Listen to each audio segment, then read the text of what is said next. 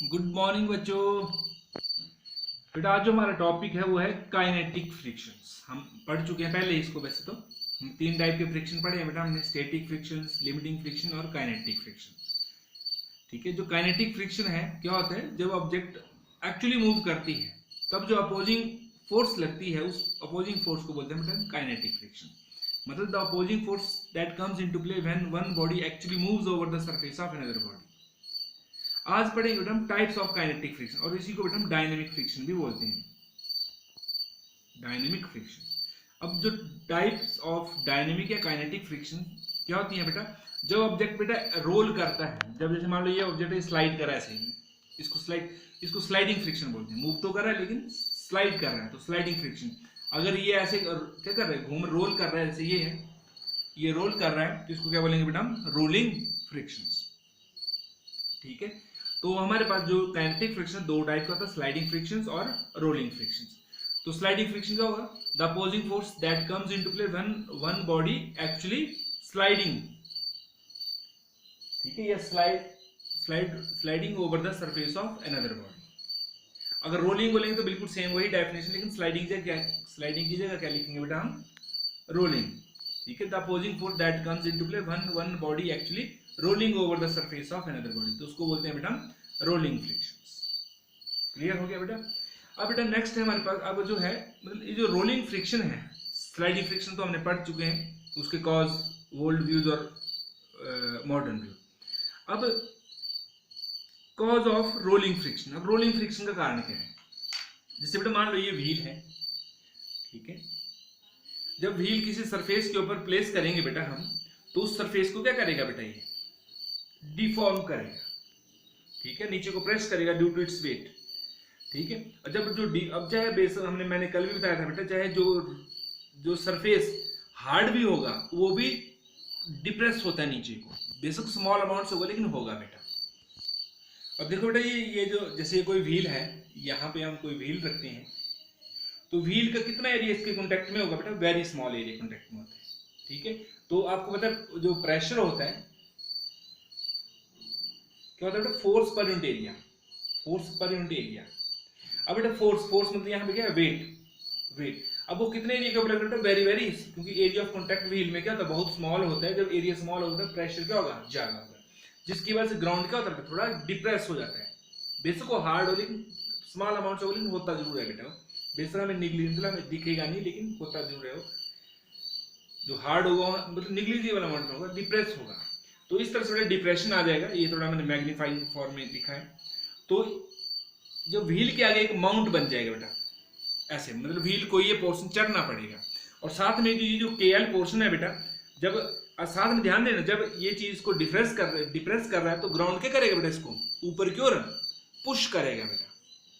आपने पढ़ा to every action there is equal and opposite reaction. जब पुश करेगा तो व्हील क्या होगा, टायर क्या होगा, कंप्रेस होता है। लेकिन जब गाड़ियों के टायर देखना नीचे, जहां पे वो क्या होता है, मतलब ग्राउंड के टच में होता है, तो थोड़ा सा क्या होता है, कंप्रेस होता है। क्लियर। अब उसी की वजह से क्या होगा बेटा, अब जो व्हील है, व्हील को क्या करना पड़ेगा, इस माउंट को चढ़ना पड़ेगा। और साथ में जो केएल पोर्शन है इसमें से, क्योंकि इसके जो ग्राउंड के मोलिक्यूल्स या जो भी ये सरफेस है, जिस सरफेस के ऊपर व्हील होगा, इसके मोलिक्यूल्स और इन दोनों के मोलिक्यूल्स के बीच में कौन सी फोर्सेज होंगी बेटा, फोर्सेज ऑफ अडहेशन। पढ़ी है ना, इंटर एटॉमिक और intermolecular forces between the molecules of the surfaces in contact. तो उनके बीच में फोर्स ऑफ अडहेशन होगी बेटा। तो उस जो व्हील जब आगे मूव करेगा बेटा, तो एक तो उसको माउंट चढ़ना पड़ेगा, माउंट को चढ़ने के लिए एक्स्ट्रा फोर्स लगानी पड़ेगी, और साथ में और उसी टाइम इसको क्या करना पड़ेगा, जब ये आगे जाएगा बेटा तो कंटिन्यूसली इसको डिटैच होना पड़ेगा from the portion KL against the forces of adhesion. जो इन दोनों मॉलिक्यूल्स के बीच में फोर्स ऑफ एडहेशन है, अब साइमल्टेनियसली उनसे क्या करना पड़ेगा बेटा, डिटैच करना पड़ेगा। And goes uphill the LM, इस एलएम को क्या करना पड़ेगा, अपहिल करना पड़ेगा। तो इसको चढ़ने और इन फोर्सेस को डिटैच करने के लिए उसको क्या फोर्स लगानी पड़ेगी, जो एक्स्ट्रा फोर्स, तभी मूव करेगा ये। जब इन फोर्सेस से ज्यादा फोर्स हम अप्लाई करें तब ये व्हील क्या करेगा, रोल करेगा। और जो एक्स्ट्रा फोर्स लगाएंगे that gives the measurement of rolling friction. Clear हो गया बेटा। तो रोलिंग फ्रिक्शन क्या होता है, मतलब जो व्हील जब रोल करता है किसी सरफेस के ऊपर, तो उस सरफेस को क्या करता है, डिप्रेस करता है। और जो डिप्रेस्ड सरफेस होता है वो इंटर्न उसको क्या करता है, कंप्रेस करता है, मतलब रिएक्शन देता है, कंप्रेस करेगा। और उसी की वजह से बेटा इसको जब व्हील जब ट्राई टू रोल करेगा तो इसको ये माउंट चढ़ना पड़ेगा और continuously it has to detach, और उसी टाइम उसको डिटैच होना पड़ेगा फ्रॉम द फोर्सेस। वो कौन सी फोर्सेस ऑफ कोहेजन जो है इनके अगेंस्ट, और इनको डिटैच करना पड़ेगा। तो वही जो डिटैच करने के लिए, उसको चढ़ने के लिए जो फोर्स लगानी पड़ेगी, that force gives the measurement of rolling friction. ठीक है, तो this is the cause of rolling friction.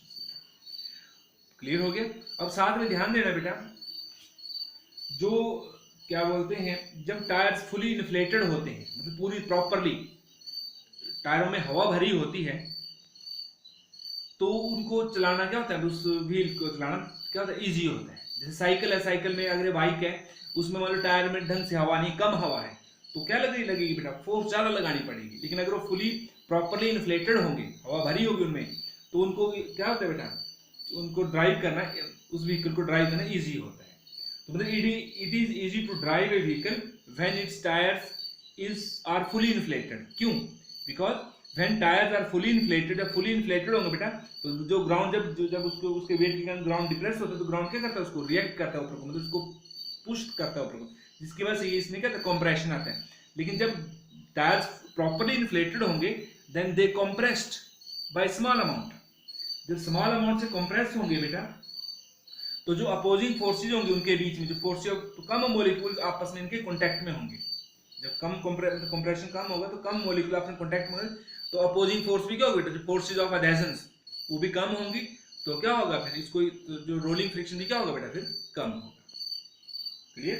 तो ये when tyres are fully inflated, it becomes hard and get compressed by small amount, much small extent. Due to it the opposition to the motions, जो motion को कौन oppose करता है, force of adhesion between the molecules, वो क्या बन जाएगी बेटा, इट बिकम्स लेस, क्योंकि ये कम कंप्रेस हुआ है, and therefore rolling friction reduces and hence it is easy to drive a vehicle when its tires are fully या properly inflated। और साथ में बेटा जब टायर जो है, देखो बेसिक टायर जो है ये इधर को मूव कर रहा है, लेकिन जो पॉइंट ऑफ कांटेक्ट, जो ग्राउंड के साथ जो पॉइंट होगा इस टायर का कांटेक्ट, उसकी वेलोसिटी कितनी होती है बेटा, with respect to ground, zero. ये थोड़ी आगे को मूव करता है, ये क्या होता है, जीरो होती है। लेकिन जैसे ही ये जब अगली बार कौन सा अगला पोर्शन आएगा, तो जो भी पोर्शन अभी जब आगे टायर आगे को मूव कर रहे, तो हर टाइम एक ही पॉइंट थोड़े रहता है कांटेक्ट में, तो टायर का रोल करता है, तो टायर वो पॉइंट आगे चल जाएगा, अगला पॉइंट उसके ग्राउंड के कांटेक्ट में आ जाएगा। लेकिन जो भी पॉइंट ग्राउंड के कांटेक्ट में आएगा, उसकी वेलोसिटी कितनी होगी, जीरो। ठीक है, तो जैसे ये है, ऐसे ऐसे जब रोल करेगा, जैसे जो भी पॉइंट इसके कांटेक्ट में हो वो जीरो होगा, और टायर क्या करेगा, टायर आगे मूव करता जाएगा। तो रोलिंग में जो पॉइंट ऑफ कांटेक्ट होता है बिटवीन टायर्स एंड क्या बोलते हैं ग्राउंड, उनकी वेलोसिटी का जब टायर्स के उस पॉइंट की जो ग्राउंड के साथ कांटेक्ट में, उसकी वेलोसिटी जीरो होती है। लेकिन स्लाइडिंग में जब स्लाइड करते हैं, तो स्लाइडिंग में इसकी कोई ना कोई वेलोसिटी होती है। तो जो फोर्स ऑफ फ्रिक्शन होता है बेटा, वो वेलोसिटी के ऊपर भी लिटिल डिपेंडेंस होती है। लेकिन जो रोलिंग फ्रिक्शन है, उसमें पॉइंट ऑफ कांटेक्ट के ऊपर जो वेलोसिटी होती है, कितनी होती है, जीरो। और साथ में जो ध्यान देना बेटा, जो रोलिंग फ्रिक्शन होता है, it is very very smaller than, जो रोलिंग फ्रिक्शन है ये बहुत स्मॉल होता है as compare to sliding friction. Clear हो गया? जैसे हमें पता है बेटा, देखो हम टायर जो साइकिल है उसके ब्रेक ऑन कर दो, फिर उसको चलाने की कोशिश करो, तो चला पाएंगे हम? हमें बहुत ज्यादा फोर्स लगानी पड़ी, तब जाके थोड़ा सा घसीट पाएंगे, उसको स्लाइड करवा पाएंगे। लेकिन ब्रेक जैसे हम खोलते हैं, मतलब ब्रेक ऑन नहीं करते हैं, तो क्या इजिली हम उसको कम फोर्स में उसको मूव करवा सकते हैं। ठीक है, तो जो रोलिंग फ्रिक्शन होता है, it is very very smaller then sliding friction. तभी हमें कई बार बेटा स्लाइडिंग फ्रिक्शन को कन्वर्ट करना पड़ता है किसमें, रोलिंग फ्रिक्शन में, ताकि ये उन चीजों को हम आसानी से एक जगह से दूसरी जगह ले जा सके। जैसे बेटा पहले टायर्स नहीं थे, बहुत पहले की बात, जब जो आदि मानव की बात करें, तो पहले वो चीजों को कैसे घसीटते थे, लेकिन बाद में उन्होंने टायर की खोज की, फिर जो कार्ट होती है उनमें टायर लगाया, तो वही तो पहले घसीट के ले जानी, मतलब स्लाइड करके ले जानी पड़ती थी चीजें, फिर जब टायर लगा दिए तो वो कैसे ले जानी पड़ती है, रोल करके। ठीक है, तो rolling friction is very very smaller then sliding friction. अब जो स्टैटिक फ्रिक्शन है, वो it is static friction is self adjusting force. हमने स्टैटिक फ्रिक्शन पढ़ा है, जब ऑब्जेक्ट सिर्फ ट्राई करता है मूव करने के लिए, एक्चुअली मूव नहीं करता है, तो उस टाइम जो फ्रिक्शन होगा that is called static friction. और जो स्टैटिक फ्रिक्शन है उसको बोला है कि ये सेल्फ एडजस्टिंग फोर्स है। ठीक है, हमारे पास स्टैटिक फ्रिक्शन है लिमिटिंग और डायनेमिक, लेकिन जो लिमिटिंग और डायनेमिक फ्रिक्शन होते हैं बेटा, वो they are not self adjusting, उनकी वैल्यू फिक्स होती है। ठीक है, for a given surfaces in contact, किसी भी दो गिवन सरफेसेस के लिए वो फिक्स होते हैं, काइनेटिक और लिमिटिंग। लेकिन जो स्टैटिक फ्रिक्शन है वो सेल्फ एडजस्टिंग फोर्स है। इसका मतलब क्या हुआ बेटा कि जो फोर्स ऑफ फ्रिक्शन है इसका ना ही मैग्नीट्यूड और ना ही डायरेक्शन फिक्स होती है, ठीक है। और जो ये क्लियर, इसका मतलब क्या हुआ, static friction self adjusting force, it means neither the magnitude nor the directions of the static friction is fixed, both can be adjusted according to applied force।